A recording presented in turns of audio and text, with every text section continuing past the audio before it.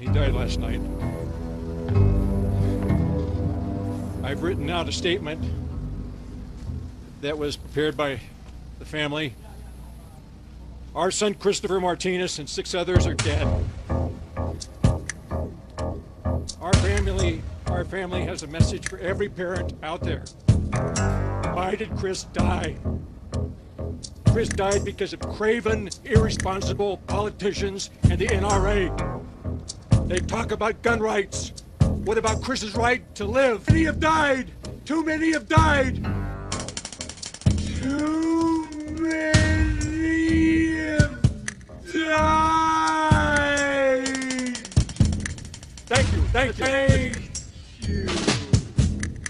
Too many children are dying.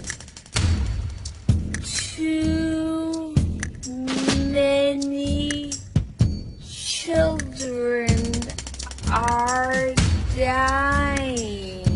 Thank you. Thank you. Thank you.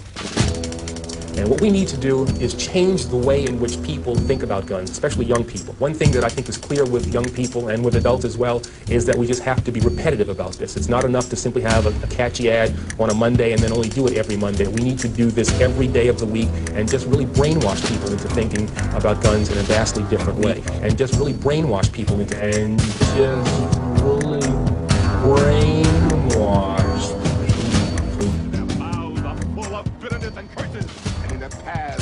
Nothing but ruin and misery, and the fear of God is not before their eyes.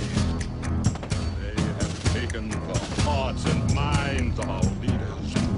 They have recruited the rich and the powerful, and they have blinded us to the truth. Our human spirit is corrupted. Why do we worship greed? Because outside the limit of our souls, feeding off us, perched on top of it from birth to death, are our owners. Our owners. They have us. They control us. They are our masters. Wake up.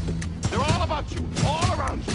I mean, I think right now he's kind of, like the governor said, setting the tone. I mean, he's got a lot on his plate and he's got to deal with. Yes, sir. Forgive me for interrupting, but the president's out now in the Eastern. Let's take a listen. Good morning. I thought it might make sense to take some questions this week as my first term comes to an end. It's been a busy and productive 4 years, and I expect the same for the next 4 years. I intend to carry out the agenda that I campaigned on. Thank you, Mr. President. On the issue of guns, given how difficult it will be, some would say impossible, to get any gun control measure passed for this Congress, what are you willing or able to do using the powers of your presidency to act without Congress? And I'd also like to know, what do you make of these long lines we're seeing at gun shows and gun stores all around the country? I mean, even in Connecticut, applications for guns are up since the shooting in Newtown. Well, my understanding is the Vice President's going to provide a range of steps that we can take to reduce gun violence. Some of them will require legislation, some of them I can accomplish through executive action. But I'm confident that there are some steps that we can take that don't require legislation and that are within my authority as President. Where you get a step that has the opportunity to reduce the possibility of gun violence, then I want to go ahead and take it. Only do it every Monday. We need to do this every day of the week and just really brainwash people into thinking about guns in a vastly different way. Only do it every Monday. We need to do this every day of the week and just really brainwash people into thinking about guns in a vastly different way. They talk about gun rights. What about Chris's right to live? Too many children are dying.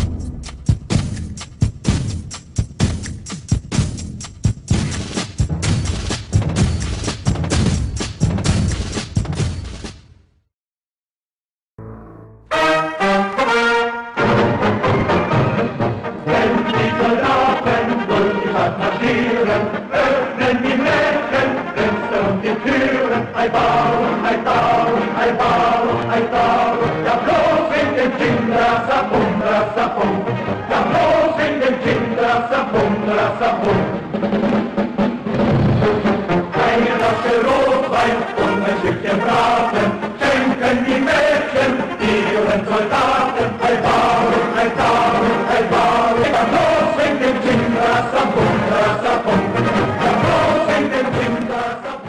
Adolf Hitler is recognized as one of the most feared men in the history of the world. His legacy of genocide and usurpation of political power has been studied by many.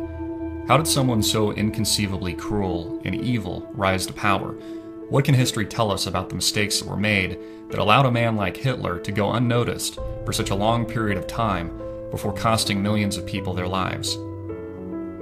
Hitler's supremacist and racially motivated policies resulted in the deaths of an estimated 50 million people during World War II, including 6 million Jews and 5 million non-Aryans, whose systematic extermination was ordered by him and his close subordinates.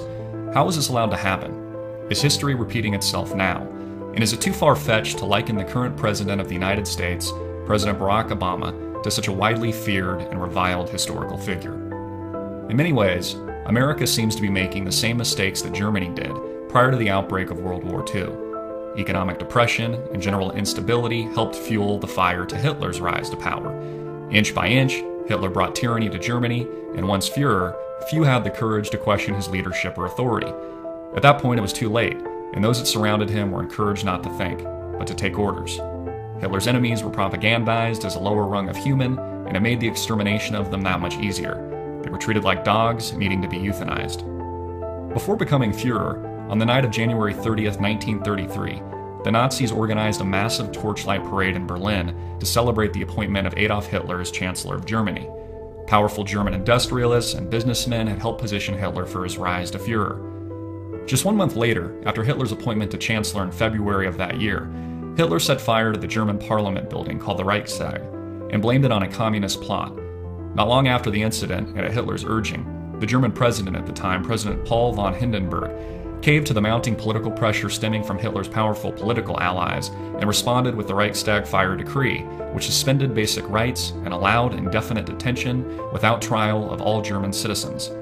Activities of the German Communist Party were then since suppressed, and some 4,000 Communist Party members arrested.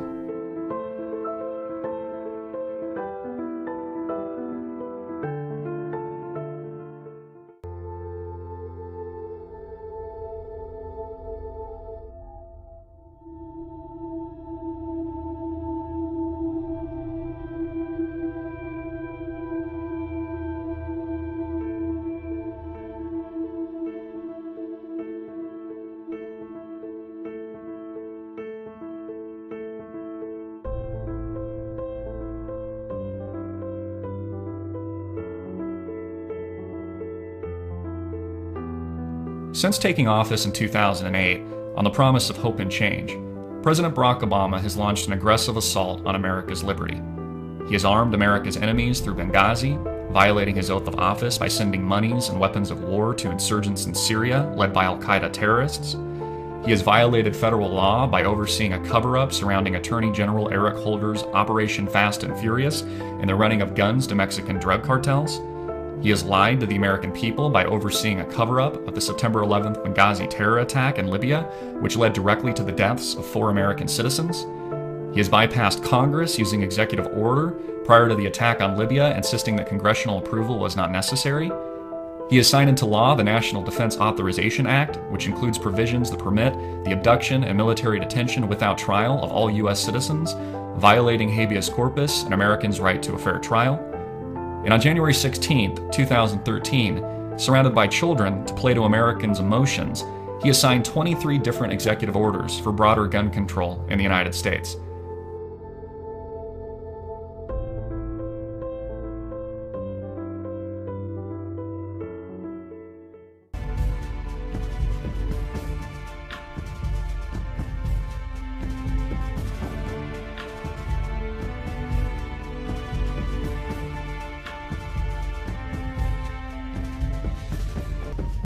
On September 11, 2001, the United States suffered the largest domestic terrorist attack in the history of America. Approximately 1 month later, on October 26th, the Patriot Act was signed into law by President George W. Bush. The Patriot Act specifically expanded Washington's definition of terrorism to include domestic terrorism, thus enlarging the number of activities to which the Patriot Act's expanded law enforcement powers could be applied. The response to September 11th also led to the formation of the TSA and the Department of Homeland Security. On December 31, 2011, President Barack Obama signed into law the National Defense Authorization Act, better known as the NDAA. The detention sections of the NDAA give President Barack Obama absolute power to indefinitely detain anyone they suspect to be a terrorist, via the armed forces, any person, including U.S. citizens, without trial. President Obama is now enacting sweeping gun control legislation in order to protect our children, which he says is America's #1 priority, from violent massacres like Sandy Hook. So what can history tell us about gun control, and what can we learn from it? In 1911, Turkey established gun control. From 1915 to 1917, 1.5 million Armenians, unable to defend themselves, were rounded up and exterminated. Germany established gun control in 1938, and from 1939 to 1945, leaving the German people unable to defend themselves against the Gestapo and SS, millions of people were exterminated. China established gun control in 1935. From 1948 to 1952, 20 million political dissidents, unable to defend themselves, were rounded up and exterminated. Guatemala established gun control in 1964. From 1964 to 1981, 100,000 Mayan Indians, unable to defend themselves, were rounded up and exterminated. Uganda established gun control in 1970. From 1971 to 1979, 300,000 Christians, unable to defend themselves, were rounded up and exterminated. The total exterminated is said to be between 2 to 3 million people. Cambodia established gun control in 1956. From 1975 to 1977, 1 to 2 million well-educated people, unable to defend themselves, were rounded up and exterminated. These are just a few historical examples of mass genocide, and there are many, too many to count. The total amount of people rounded up and exterminated in the 20th century alone because of gun control is estimated to be at least 56 million people at a bare minimum. These are astonishing figures, and they're hard to argue with. Gun control, using history as our guide, has a very high correlation with the extermination and genocide of a defenseless and unarmed population. So what is the purpose of gun control in the United States, and will it actually reduce violent crime? Let's take a closer look at recent history. John Howard, who served as Prime Minister of Australia from 1996 to 2007, imposed sweeping gun control legislation in the late 1990s. The first legislation passed in 1996 in response to a massacre in Tasmania that left over 35 people dead. 26 people comparatively died at Sandy Hook. The law specifically banned semi-automatic and automatic rifles and shotguns. It also instituted a mandatory buyback program for newly banned weapons. So what happened, and did violent crime actually decline? In total, gun owners in Australia were forced to surrender over 640,000 personal firearms to be destroyed by the Australian government, a program costing Australian taxpayers more than $500 million. These were the first-year results. Australia-wide, violent homicides increased 3.2%. Violent assaults increased 8.6%. Armed robberies increased 44%. Yes, 44%. These are just a few examples. Does this look like a decrease in violent crime to you? Obama continues to use the argument that gun violence and homicide is on the rise in America, especially compared to other countries around the world with stricter gun laws. Is this true?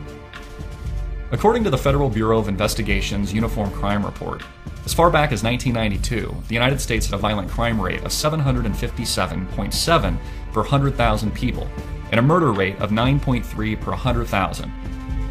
Jumping ahead to 2011, the latest reported crime period, the FBI reported a violent crime rate of 386.3 per 100,000 people, and a murder rate of 4.7 per 100,000.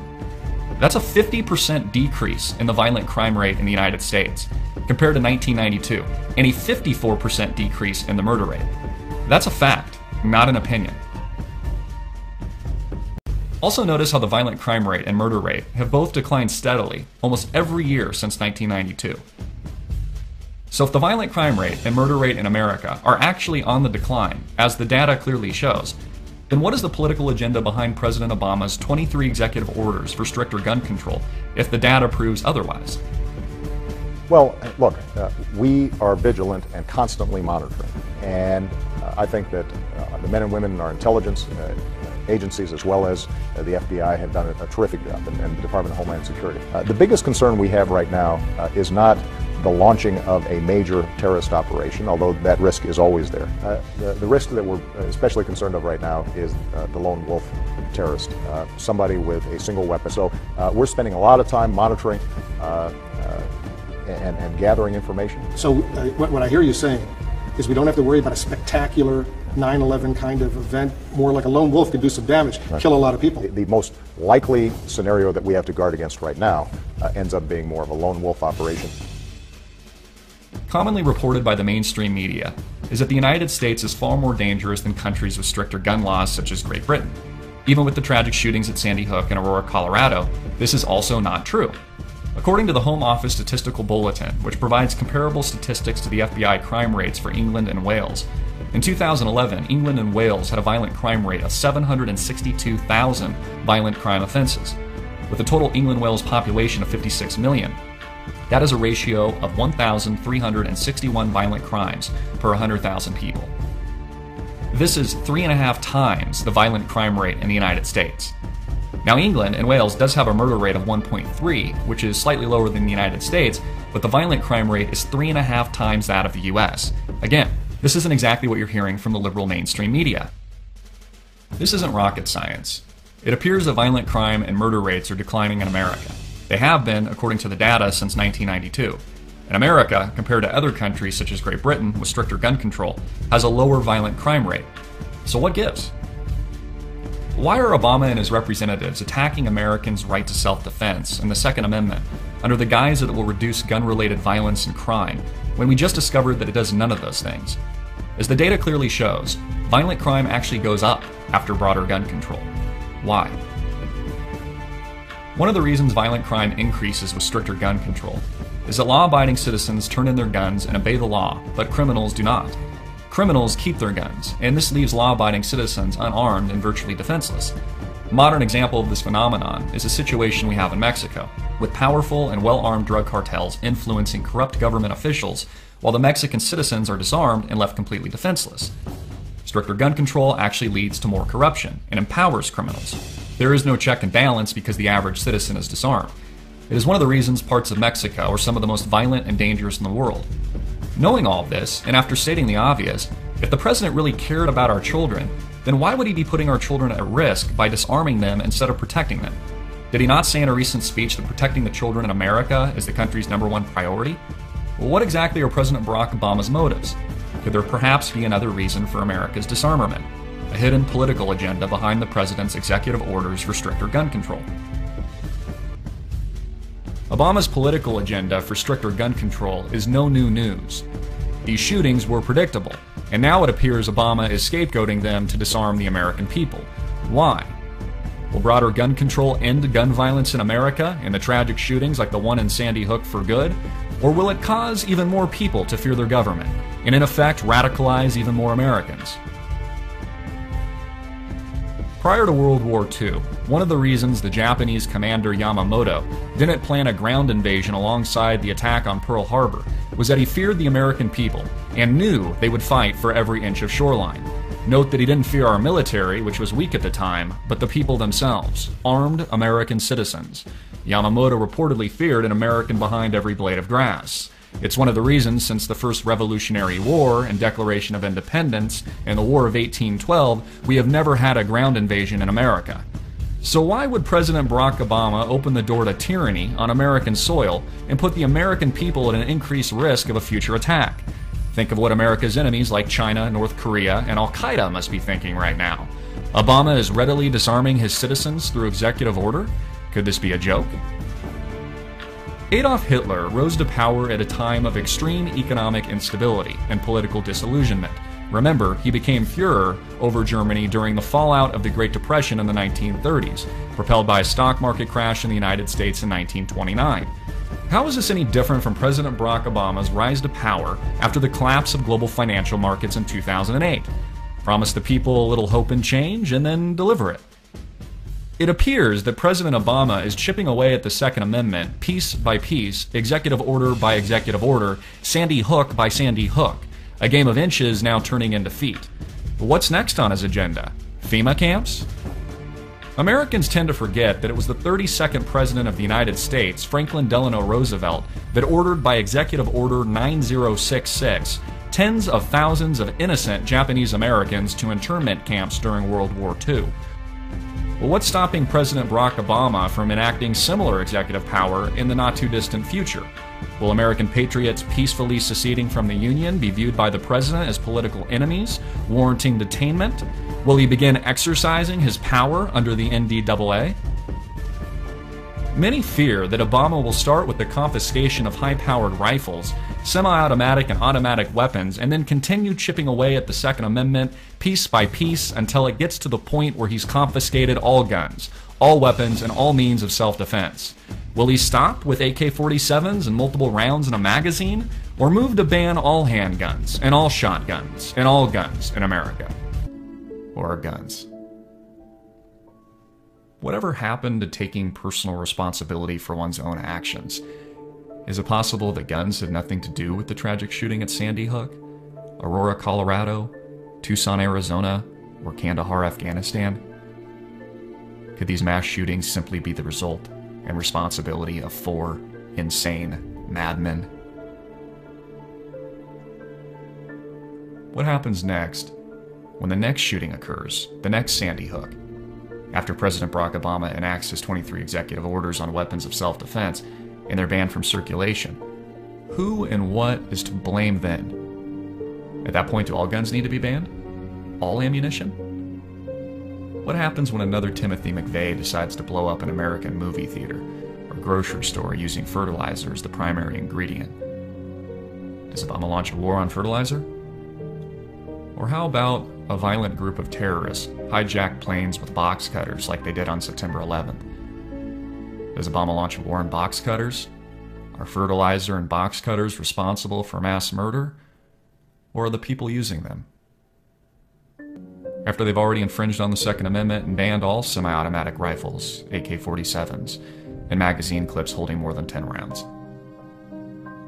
What happens when the next crazed maniac on Prozac walks into a movie theater and murders a dozen people with a handgun or a shotgun? Then what? The government will say in order to save our children and prevent these atrocities in the future, we must get rid of all handguns and all weapons? Will the attack on the Second Amendment ever end? Or is the attack on the Second Amendment Obama's actual agenda? The Second Amendment clearly states that Americans have every right to form a well-regulated militia in order to defend themselves from a tyrannical and oppressive government. So how do Americans form a well-regulated militia without the same weapons, high-powered semi-automatic and automatic weapons that the military, the police, and the government possess? Are Americans supposed to defend themselves with handguns and shotguns while a tyrannical government is firing machine guns at the American people? How will they defend themselves from a potential foreign invasion from an aggressor nation? Most Americans today don't ask themselves these questions, and they trust their government implicitly. They actually think that the president and our elected officials have their best interest and protection at heart. History tells us otherwise, and depicts this as a fatal flaw in error in judgment. It's one of the reasons the Founding Fathers provided checks and balances to government through the U.S. Constitution and the Bill of Rights. It's why Americans have a Second Amendment. It's number 2 on the list. And Amendment number 1, the freedom of speech, is protected by number 2. Government is responsible for more non-natural death than any other cause in the history of the world. According to R.J. Rummel, leading political scientist in the field of democide, the number 1 cause of democide, who created the term as an extended concept to include forms of government murder that are not covered by the term genocide, in one example has counted over 43 million deaths as a result of government democide inside and outside the Soviet Union during Stalin's regime. His detailed research shows that throughout history, the death toll from democide is far greater than the death toll from the cause of war. For example, after studying over 8,000 reports of government-caused deaths, Rummel estimates that there have been over 262 million victims of democide in the last century alone. According to his figures, 6 times as many people have died from the inflictions of people working for governments than have died in battle. One of his main findings is that liberal democracies have much less democide than authoritarian regimes, and he argues that there is a relationship between political power and democide. His findings show that political mass murder grows increasingly common as political power becomes unconstrained. At the other end of the scale, where power is diffuse, checked, and balanced, political violence is a rarity. According to Rummel, the more power a regime has, the more likely people will be killed. This is a major reason for promoting freedom, and Rummel concludes that concentrated political power is the most dangerous thing on earth. Are President Barack Obama's executive orders on gun control an attempt to concentrate political power? Even those critics that refute Rummel's findings and wholly trust their own government have a tendency not to trust other governments. So why would they encourage a potential ground invasion in America as a result of stricter gun control by supporting Obama's 23 executive orders and recommendations to Congress? So Al-Qaeda and other terrorist networks can catch America once again with their pants down like they did on September 11th? Or a brazen foreign government can invade the United States with ground troops? What happens when there's another natural disaster like Hurricane Katrina, and the federal government declares martial law and confiscates guns as a result of an unexpected emergency? Do the American people seriously want to be completely disarmed at a time of chaos, violence, and anarchy in their streets? Have we learned anything from history at all? And you see, this is why President Barack Obama's 23 executive orders are so dangerous. Because it sets a precedent for future gun control, the concentration of political power, and increases the chances for tyranny in the future. This is what history tells us. Obama's executive orders and recommendations to Congress for stricter gun control are a direct infringement of the U.S. Constitution, the Bill of Rights, the Second Amendment, and Americans' right to self-defense. It prohibits Americans from forming a well-regulated militia and is diametrically opposed to the founding of this nation. Guns are what founded America, and any infringement on that right is a declaration of war against the American people. It's not that President Obama or Vice President Joe Biden don't like guns. President Obama, his family, and most of the powerful people in Washington and on Wall Street are protected heavily by guns. They are protected by Secret Service with assault rifles and armed bodyguards. These armed guards protect their children and their families. Are the rest of America's children not valued the same, or as equally as the Washington elite? Obama has said countless times that America's #1 priority is to protect our children.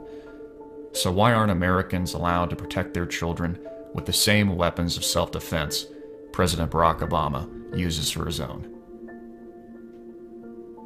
Obama's 23 executive orders and recommendations to Congress don't seem to be concerned with the safety of Americans or the safety of their children, but instead appear to be focused on power, absolute power, and total control over the American people.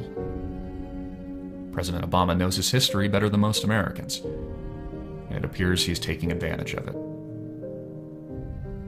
Is Barack Obama's political agenda of American disarmament and stricter gun control really intended to protect Americans and American children? Or is it being used to protect somebody or something else?